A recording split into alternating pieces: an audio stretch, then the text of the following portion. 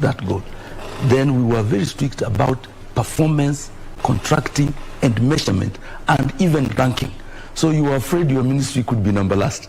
I remember our ministry was number 28 at some point, and very quickly worked hard, it became number 6. So that meant that you had to keep working hard. Then there were issues of performance evaluation, performance appraisal, and so on. There were things like rapid results initiative. So the idea there was that we needed a public service that worked. That worked, indeed. And as you can see on your screen, this is actually live for us this morning. This is at State House, Nairobi. And we are seeing there the body of the country's third president, Emilio Stanley Mwai Kibaki. A bit of a moment there. They have taken, just to stop a little bit, but any minute from now, I believe the solemn procession will be picking up once again. As the head of state, President Uhuru Kenyatta is expected to receive the body of the country's third president, Emilio Stanley Mwai Kibaki, and of course lay his condolences to the family of the great man who many have eulogized as a patriot and a statesman who had the interest of this country at heart. And one of the things that have stood out about his rich legacy was how he managed to build up Kenya's economy. And of course, we are expecting that a little bit later, this is going to take a shorter time because the main event is actually supposed to be happening at Nyayo Stadium. So the head of state will be heading there, of course, also just to be part of this. President Uhuru Kenyatta, you remember, he's the commander-in-chief of the Kenya Defense Forces, accompanied by the First Lady Margaret Kenyatta. They will also be making their way to Nyayo Stadium to be part of the high-profile list of delegation that will be there already seated and expecting them to arrive, which include ambassadors, high commissioners, members of the cabinet, members of the National Assembly, the Senate, and even drawn from different counties. So what you can see there is actually the military expressing their respect to a man that was once in this history of this particular country, the commander-in-chief of the Kenya Defense Forces. And of course, this is a ritual that is usually accorded to somebody who has served in that capacity, whether it is during the era or it was in the previous time, a retired head of state or a current head of state. Regina.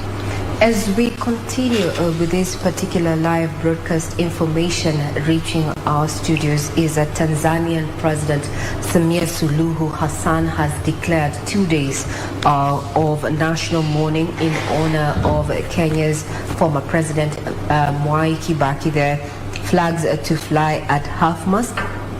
At the same time, Queen Elizabeth there has mourned Mwai Kibaki, terming him as a great statesman and taking pride in the legacy of his leadership.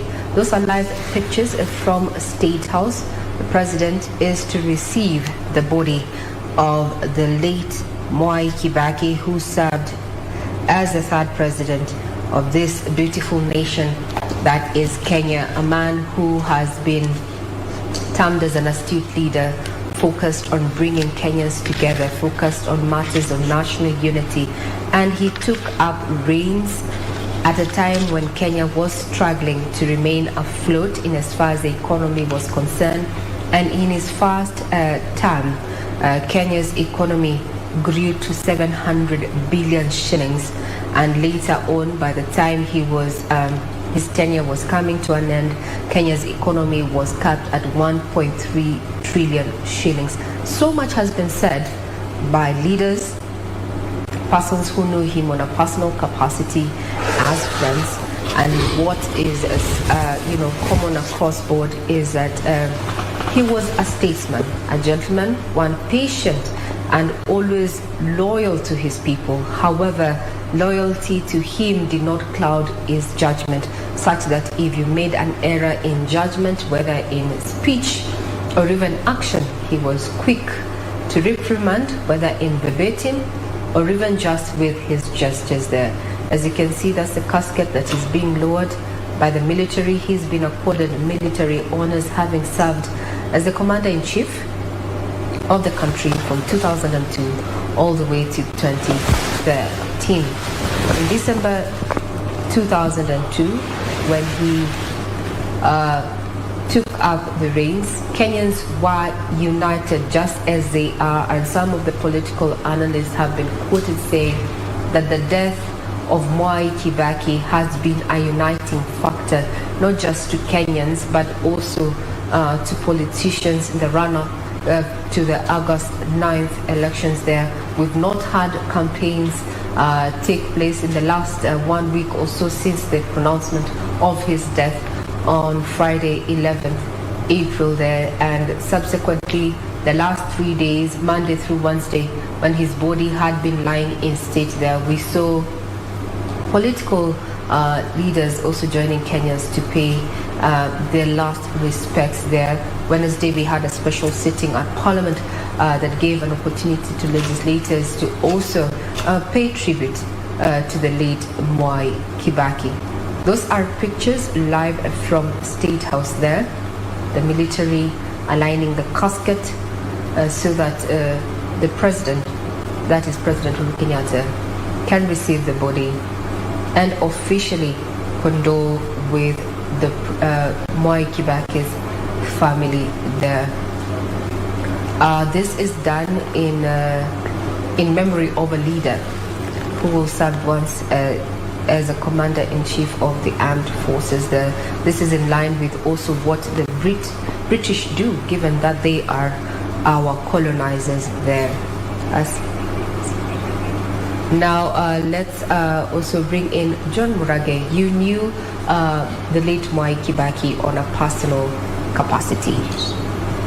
When you see this happening right now, I'm sure there must be something that is, pulling at your heartstrings at this point. Maybe you can share. Before you actually have this conversation, let's listen into what is happening at State House, then we'll come back to State House now. Let's have a listen.